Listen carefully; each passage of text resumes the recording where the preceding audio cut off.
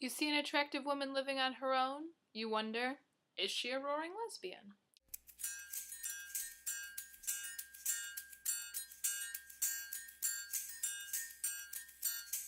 Today we're talking about 2006's Driving Lessons, starring Molly and Ronald Weasley as Evie Walton and Ben Marshall, respectively.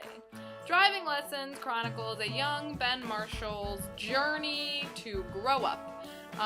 He desperately wants to learn to drive, and he is controlled by his overbearing, genuinely evil mother, played by Laura Linney, who just was flawless in this film.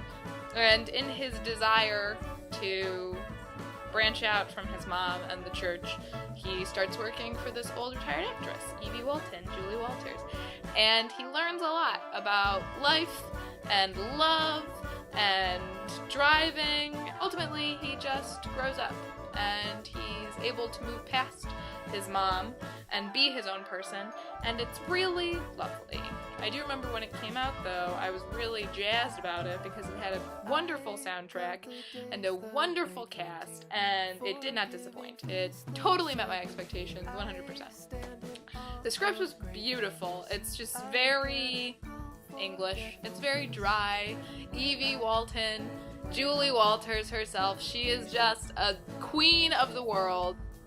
She is Evie Walton. She was perfect. Like, I just can't even put into words how wonderful she was in this role. It's a beautiful movie because it's set in England, but it's more in the countryside of England, and they take a day trip to Scotland, I think. And so we get a lot of really gorgeous sceneries, and they have a really wonderful, like, beautiful camping trip that I would take if I lived in England, because camping in America is not fun, but I imagine camping in the UK would be much more of a blast because there are more fields and less bears, I assume.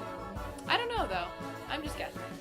Unlike Ron in Harry Potter, Ben is alone, and he's shy and afraid to talk to girls and doesn't have any friends, and he doesn't have a support system because his mom is just like conniving and just evil and self-centered, and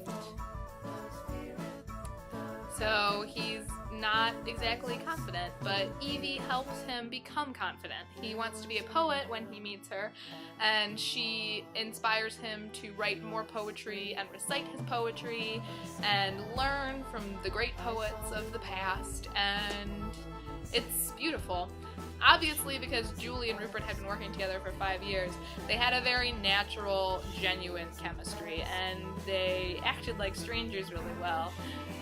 And she was just, brilliant. She was just so inspiring. She just, is a big confidence boost for everybody watching this movie, I think, because she just, inspires Ben to go out and be things. And they, as our two main players, obviously spend a lot of time together, and they go through a really, touching, emotional journey. You're not fighting to, understand them working together, so you can really get into the plot of the movie, and there are moments where we are reminded that Evie is really old, and they're really touching and sad, and I don't really think that any other two people could have created the same spark that Julie and Rupert did in those, sad scenes. So, kudos to the casting director for deciding, hey, they know each other, they work well together, why not shove them in another film together